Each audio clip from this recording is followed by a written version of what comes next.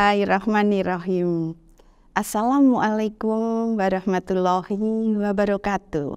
Sobat Rumani, sampai jumpa lagi dalam acara kajian umum Ramadan makin asik di sore hari ini. Kami akan membahas mengenai Ramadan dan kesehatan mental dalam hubungannya mengatasi stres serta kecemasan. Secara bahasa, puasa itu diartikan menahan diri. Dalam hal beribadah kepada Allah Subhanahu wa Ta'ala, puasa ini adalah menahan diri dari makan dan minum, perbuatan buruk, atau hal-hal lain yang bisa membatalkan puasa. Bagaimana dengan stres?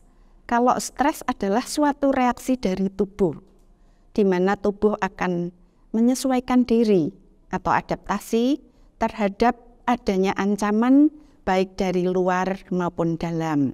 Kalau dari luar itu nanti kami akan menyebutkan apa saja yang bisa menjadikan stresor, tetapi kalau dari dalam adalah yang timbul dari tubuhnya sendiri, misalnya adanya konflik batin dari yang bersangkutan.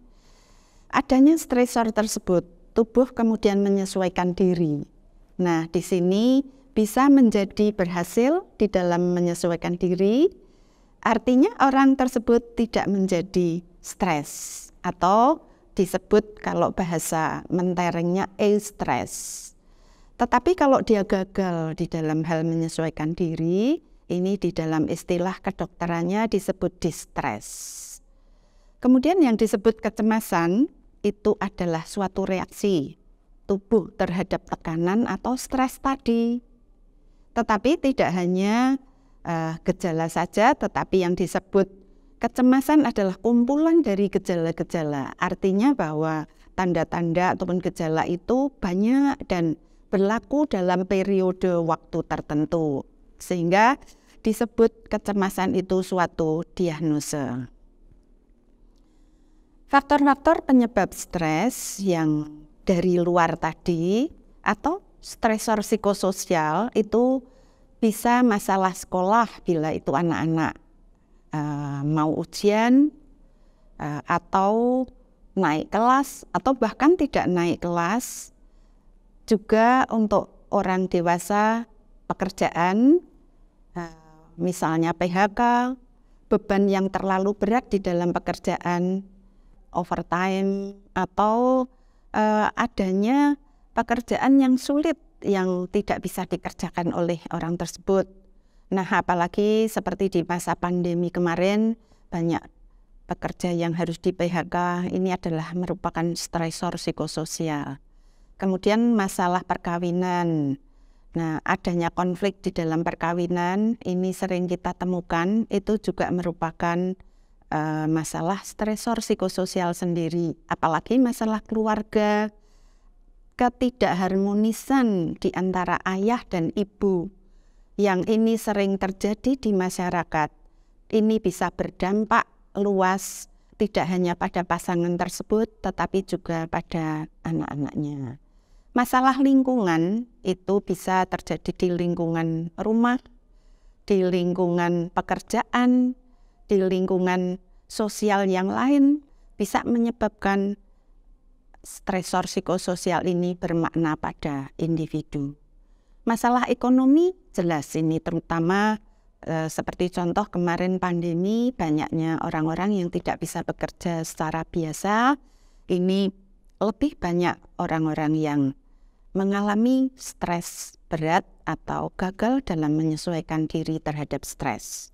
Trauma psikis itu misalnya ada masalah psikososial yang sangat mengganggu, misalnya pada anak yang dibully teman-temannya di sekolah. Kalau trauma fisik itu merupakan penyakit kronis yang tidak sembuh-sembuh. Contohnya misalnya penyakit jantung, penyakit diabetes mellitus, penyakit hipertensi, ini banyak menimbulkan yang bersangkutan ini stres, tekanan ataupun tertekan akibat penyakitnya yang tidak sembuh-sembuh tadi. Nah, apa akibat stres itu apabila gagal menyesuaikan diri? Nah, ini tentunya yang saya bahas ini adalah kegagalan yang sifatnya negatif. Stres ini juga ada yang positif, Sobat Romani. Contohnya, misalnya di sekolah, temannya kok ada anak yang pintar. Nah, untuk memacu bahwa dia bisa seperti temannya, anak tersebut lebih belajar lebih keras, sehingga dia mencapai nilai yang bagus. Ini adalah efek positif dari stres. Bisa juga di dalam pekerjaan, temannya naik pangkat. Nah, ini tentunya yang temannya lain kepingin juga naik pangkat. Dia akhirnya bekerja dengan rajin sehingga prestasinya meningkat dan naik pangkat juga. Ada segi positif dari stres, tidak selalu negatif. Nah, ini yang akan saya bahas adalah segi negatif dari stres. Bisa terjadi seperti ini. Pada perasaan hati dan emosinya, yang bersangkutan bisa menjadi mudah gusar, mudah tersinggung, mudah marah. Kalau istilah sekarang itu sensi gitu. Ini Sobat Romani yang anak-anak muda sering sekali mengatakan bahwa kamu kok sensi banget sih hari ini. Nah, misalnya itu. Ini adalah akibat dari stres yang negatif. Perasaan tidak nyaman, sering cenderung menyendiri. Nah, biasanya kalau pada orang-orang normal sehari-hari itu sering senang bergaul ataupun mengajak teman-temannya untuk bersama-sama, apakah berbincang, apakah bekerja bersama, ataukah melancong bersama. Tetapi pada pasien yang mendapatkan stres dan tidak bisa menyesuaikan diri ini cenderung menyendiri, bahkan bisa menjadi bingung. Kemudian gejala fisik juga ada. Ini yang banyak dikeluhkan terutama ibu-ibu ya. Sering datang ke dokter dengan keluhan. Saya kok sering pusing ya dok. Saya sering berkeringat dingin dok. Nah, bahkan diare atau bahkan sembelit, nyeri pada sendi-sendi, kaki, pinggang, keringat dingin, gemetar, berdebar, mulut kering, kadang-kadang mulut kering sampai sukar menelan. Negatif yang lain adalah gejala kognitif, yaitu bahwa seseorang sering kurang fokus, sering lupa, dan merasa pesimis terutama untuk masa depannya, dan cenderung berpandangan negatif. Jadi kalau menilai orang itu yang didahulukan adalah dari segi negatifnya karena dia mempunyai pandangan yang negatif. Bahkan sering membuat keputusan yang kurang baik, terutama untuk dirinya sendiri. Nah, ini akibat stres mengenai gangguan perilaku. Sering yang bersangkutan ini merasa gugup, gelisah, bahkan sering mondar-mandir, menghindar dari tanggung jawab. Apabila parah ataupun gejalanya berat, ini bisa melarikan diri ke penyalahgunaan narkoba, mulai dari merokok, alkohol, sampai zat-zat terlarang. Di dalam puasa itu seseorang akan cenderung meningkatkan interaksi sosialnya. Misalnya pergi ke masjid, ibadah bareng-bareng, sholat bareng-bareng. Nah, di sana orang tersebut bisa curhat. Nah, ini akan meringankan beban andai kata dia masih dalam kondisi tertekan. Di dalam ilmu kesehatan mental, sehat mental seseorang itu ditandai dengan cenderung mencari kontak sosial. Jadi, orang yang sehat mentalnya selalu cenderung mencari teman, selalu cenderung mencari kontak sosial, tidak menyendiri. Kemudian pada puasa sering melakukan doa-doa di malam hari. Nah, ini apa yang didapat dari yang bersangkutan kalau sering melakukan doa di malam hari, yaitu suatu ketenangan batin yang bisa meningkatkan dari tekanan-tekanan emosi maupun perasaan pada yang bersangkutan apabila saat itu sedang tertekan. Di lain pihak, dengan puasa kita bisa meningkatkan empati kita. Empati artinya empati bahwa kita bisa memahami dan mengerti perasaan ataupun yang dirasakan orang lain. Nah ini, kalau kita puasa itu bisa menahan lapar, bisa merasakan lapar, sehingga ikut merasakan bagaimana rasanya seseorang itu apabila lapar. Nah ini sehingga kita bisa empati pada orang-orang yang mungkin di sekeliling kita pada kondisi ekonomi yang kurang menguntungkan.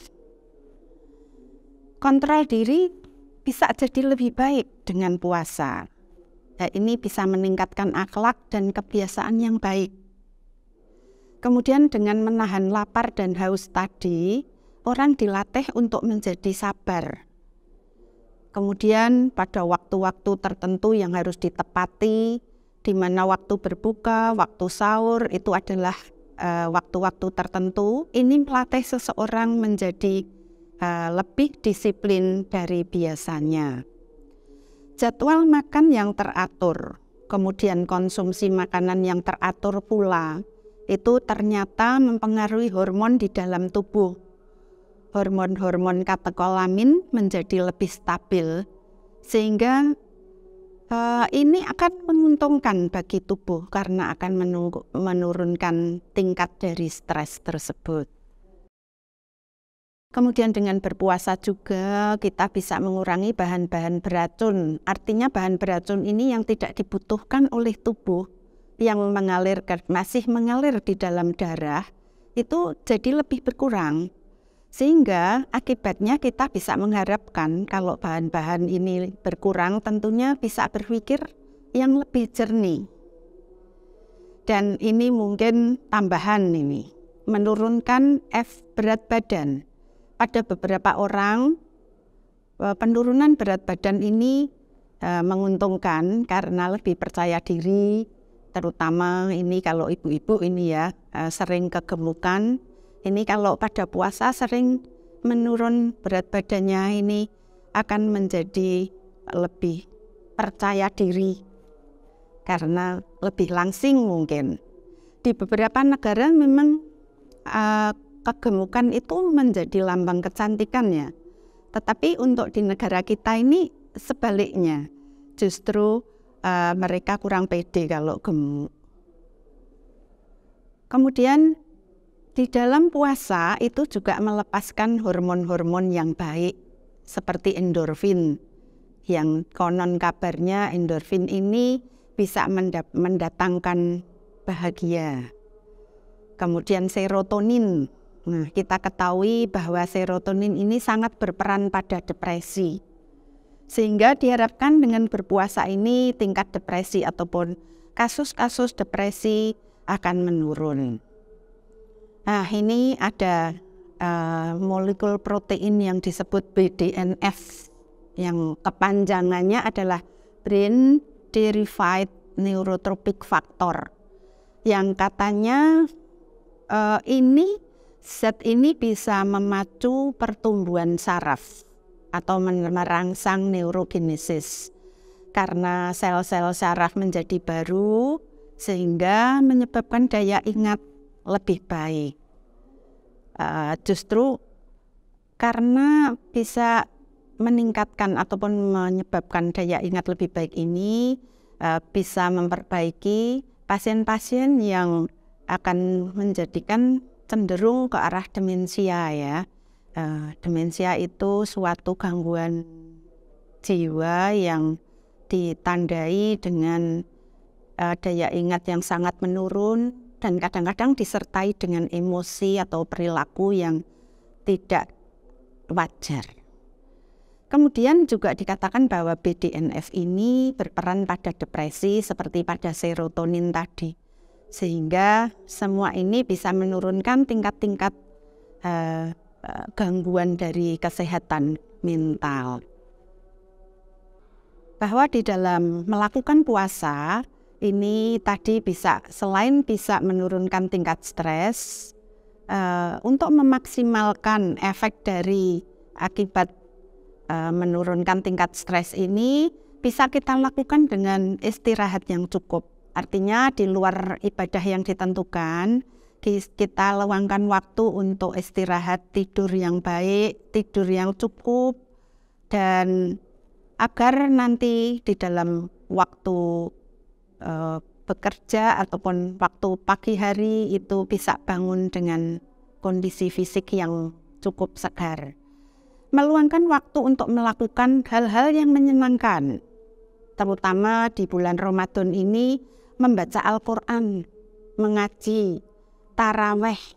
Nah, Sobat Romani yang baik, bahwa kenapa Allah itu memerintahkan kita puasa di bulan Ramadan, ternyata ada rahasia ilahi di balik puasa tersebut, terutama di dalam hal kesehatan mental khususnya. Terima kasih atas perhatian Sobat Romani yang tercinta. Wassalamualaikum warahmatullahi wabarakatuh.